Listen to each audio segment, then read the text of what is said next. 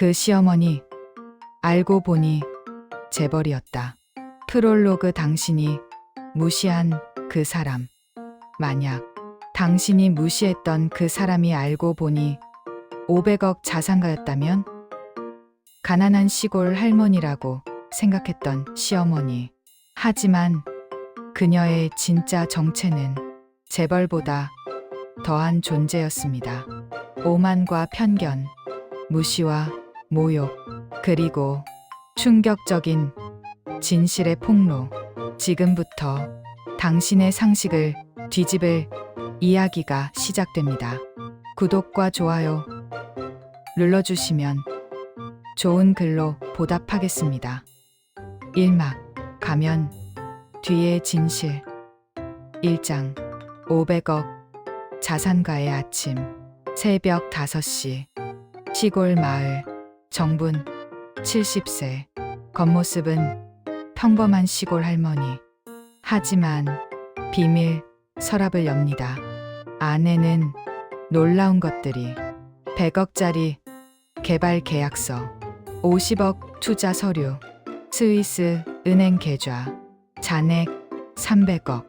사람의 진심을 보고 싶어서 정부는 모든 것을 숨겨왔습니다. 의도적으로, 철저하게. 하지만 오늘 그 가면이 시험받게 됩니다.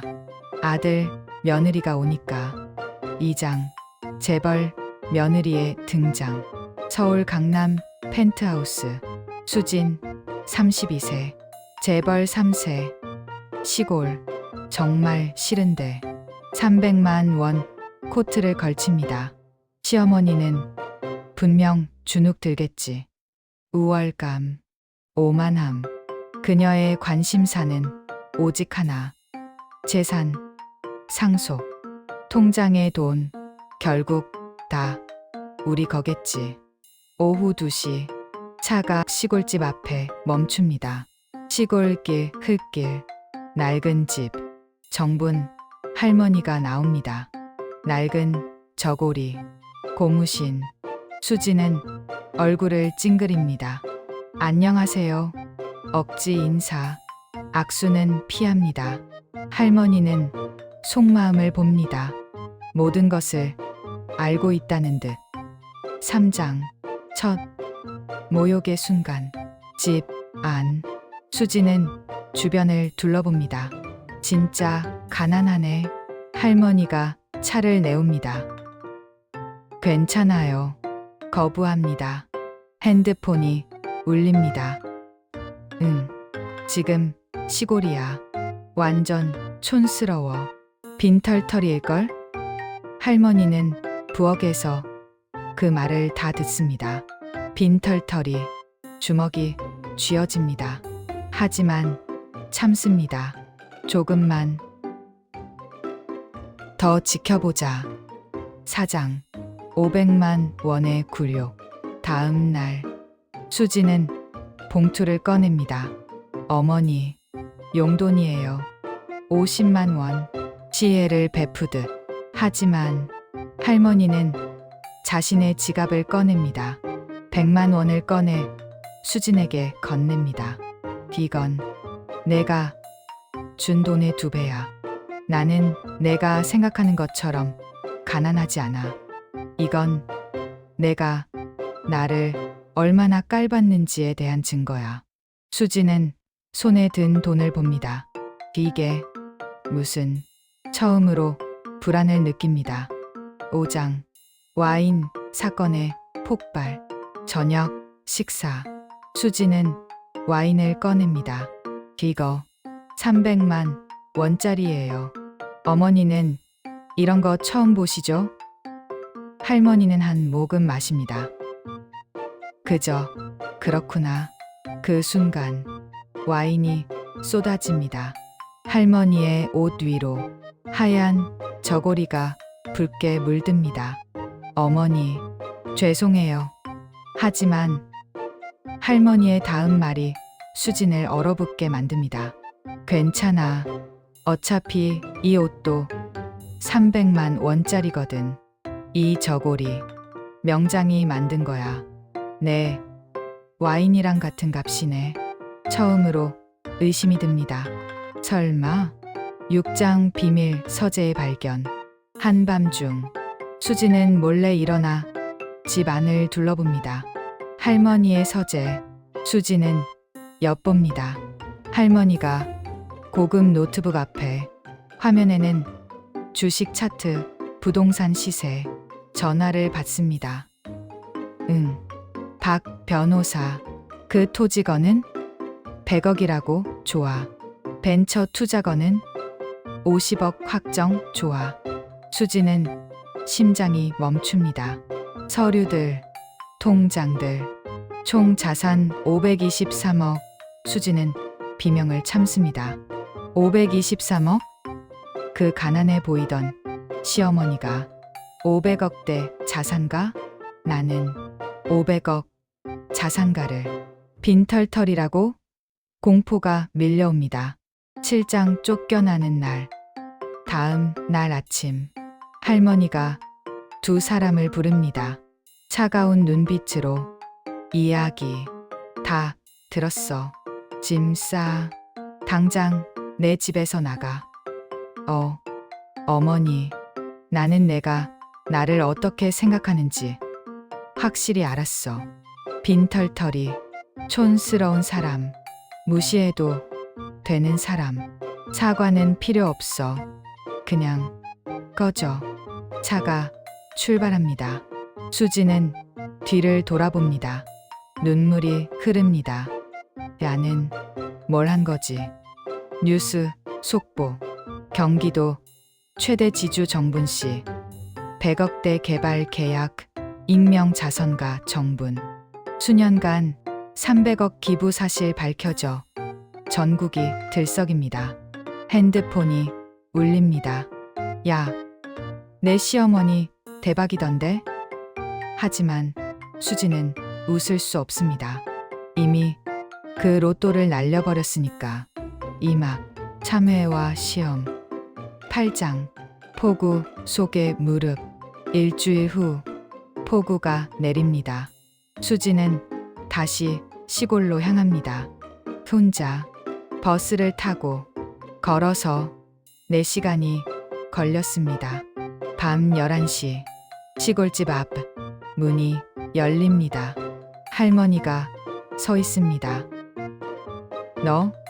수지는 무릎을 꿇습니다. 빗속에서 용서해 주세요. 일어나.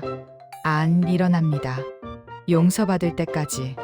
할머니는 그 모습을 봅니다. 진심인 것 같습니다. 들어와. 감기 걸린다. 집 안. 왜 왔니?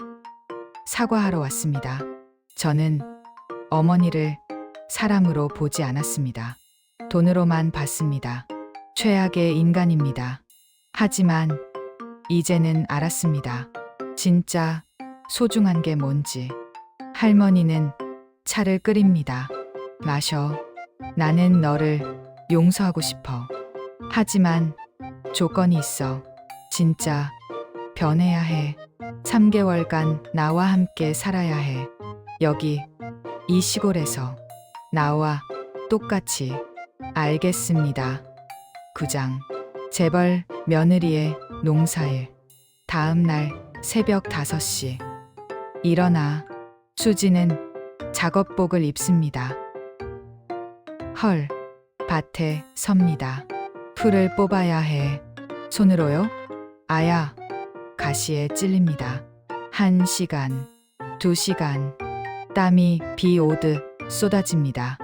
허리가 아픕니다. 손이 아픕니다. 온몸이 아픕니다. 점심. 주먹밥. 맛있어. 진심입니다. 자신이 직접 일해서 얻은 것이니까. 이제 알겠니? 일한다는 게 얼마나 힘든지. 나는 평생 이렇게 살았어. 돈이 많아도 난 계속 일했어. 일을 해야 사는 게 느껴지거든. 수지는 할머니를 봅니다. 새롭게 보입니다. 존경스럽습니다. 10장. 1,000원의 가치. 일주일 후 시어머니와 전통시장에 갑니다. 채소 가게. 할머니가 흥정합니다. 5,000원이에요. 4,000원에 주세요. 수지는 놀랍니다. 500억 재산가가 1,000원을? 어머니, 그냥 5,000원. 1,000원 정도라고? 너는 아직도 모르는구나. 돈의 소중함을. 500억이 있어도 1,000원은 소중해. 왜냐하면 그것도 누군가의 땀과 노력이니까.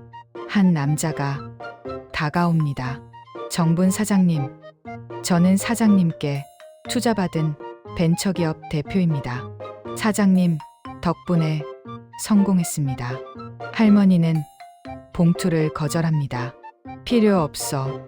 그 돈으로 직원들 월급 올려줘. 어머니, 몇 개나 투자하셨어요? 50개 정도? 수지는 깨닫습니다. 할머니는 단순한 부자가 아니라 진짜 큰 사람이라는 것을. 11장 유언장의 충격. 한 달 후 할머니가 수진을 부릅니다. 비밀 서재. 내 유언장이야. 수진은 펼칩니다. 총 재산 523억, 자선단체 300억, 투자 기업 100억, 마을 기금 50억, 아들 준호 50억, 며느리 수진 영원. 수진은 숨이 멎습니다. 하지만 화내지 않습니다. 당연하죠. 제가 어머니를 그렇게 대했는데. 또 다른 서류를 꺼냅니다. 새 유언장. 며느리 수진이 진심으로 뉘우친다면. 며느리 수진 100억, 100억? 내가 진짜 변한다면 이렇게 줄 생각이야. 하지만 조건이 있어. 이 돈을 절대 함부로 쓰면 안 돼. 선한 일을 해야 해. 약속합니다. 수지는 생각합니다. 100억을 선하게 쓸 수 있을까? 그리고 결심합니다. 돈을 받든 안 받든 나는 변해야 해. 진짜로. 12장 남편과의 갈등. 6주 후 준호가 찾아옵니다. 여보, 작업복, 그을린 피부, 거친 손. 왜 이렇게 됐어? 엄마, 이게 무슨 짓이에요? 엄마가 얼마나 부자인지 알아? 500억이야. 수진이 남편을 말립니다. 그만해. 이건 내가 원한 거야. 고생이 아니야. 이건 내가 사람이 되는 과정이야. 나는 사람이 아니었어. 돈만 아는 기계였어. 하지만 이제는 진짜 사람이 되고 싶어. 할머니가 말합니다. 너도 시험 받고 있어. 내가 진짜 수진이를 사랑하는지 아니면 내 돈을 사랑하는지. 준호는 떠납니다. 수진은 웃습니다. 야, 행복해. 13장 할머니의 과거. 그날 밤 난로 앞에 앉습니다. 어머니는 어떻게 부자가 되셨어요? 할머니는 이야기를 시작합니다. 나는 원래 부자가 아니었어. 가난한 집에서 태어났지. 남의 집 빨래를 하시며 나를 공부시키셨지. 나는 열심히 공부해서 장학금으로 대학에 갔어. 졸업 후 기업에 취직했어. 하지만 여자라는 이유로 무시당했어. 그래서 내 사업을 시작했지. 돈을 모아서 땅을 샀어. 10년 후 그 땅값이 10배가 됐어. 50년을 그렇게 살았어. 이런 일원이 얼마나 소중한지 알아. 그래서 함부로 안 써. 하지만 필요한 곳에는 아낌없이 줘. 돈은 흐르는 물 같아야 하거든. 수진의 눈에 눈물이 맺힙니다. 어머니처럼 살고 싶어요. 정직하게, 겸손하게. 14장 마을 구하기. 2개월째 마을에 위기가 찾아옵니다. 대기업이 마을을 매입하려 합니다. 마을 전체를 공장 부지로. 마을 회관 긴급회의. 그때 할머니가 일어섭니다. 여러분, 저는 이 마을을 지키고 싶습니다. 제가 그 땅을 사겠습니다. 600억에. 사람들은 경악합니다. 523억 자산 증명서. 여러분께 600억을 드리겠습니다.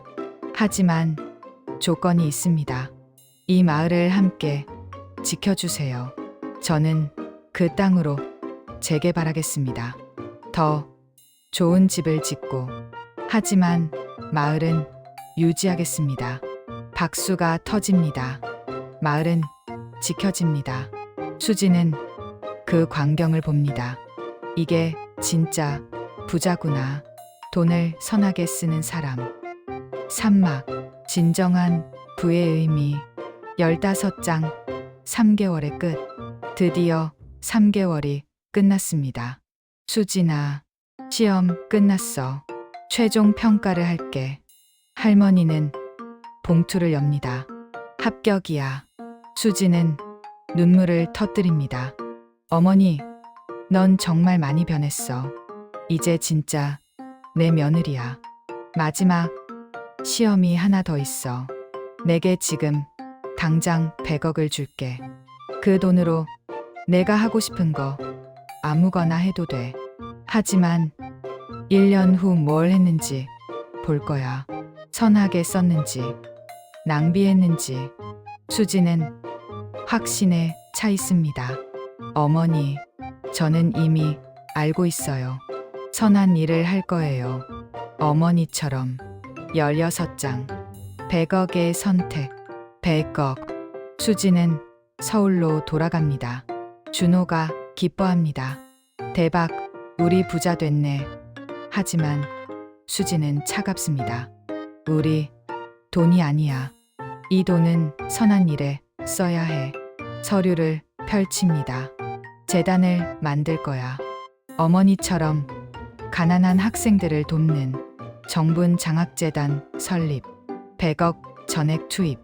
뉴스에 나옵니다. 인터뷰합니다. 진짜 부자는 돈이 많은 사람이 아니라 선하게 쓰는 사람입니다. 할머니는 그 뉴스를 봅니다. 눈물이 흐릅니다. 수진아, 넌 정말 확신합니다. 며느리가 진짜 변했다는 것을. 17장. 1년 후의 평가.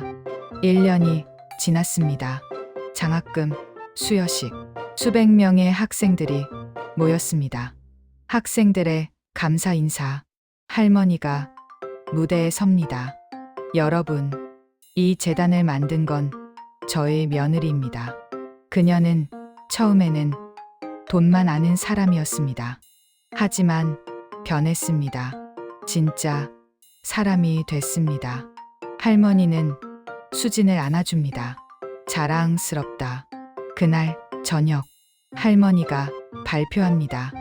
나는 내 전 재산을 이렇게 나눌 거야. 새 유언장을 공개합니다. 며느리 수진 100억. 수진아, 넌 시험을 통과했어. 100억은 내 거야.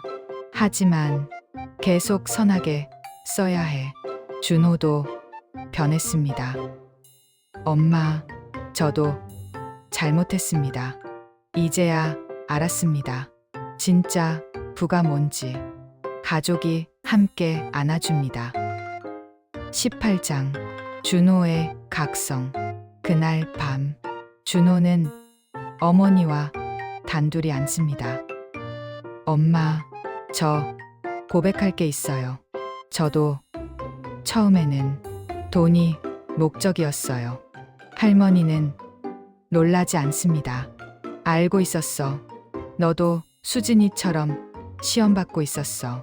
하지만 수진이가 변하는 걸 보면서 저도 변했어요. 이제는 진짜로 엄마를 사랑해요. 돈 때문이 아니라 엄마라서. 할머니는 눈물을 흘립니다. 고맙다, 아들. 나는 너희를 시험하면서도 너무 외로웠어. 돈이 많아도 혼자였어. 하지만 이제는 진짜 가족이 생겼어. 모두 함께 읍니다. 진심으로, 돈이 아닌 사랑으로 연결된 진짜 가족. 심구장, 새로운 시작. 6개월 후, 수진이 임신했습니다. 어머니, 아기가 생겼어요. 할머니는 기뻐합니다. 정말? 축하한다. 이름은 정분이로 지을게요. 할머니는 눈물을 흘립니다.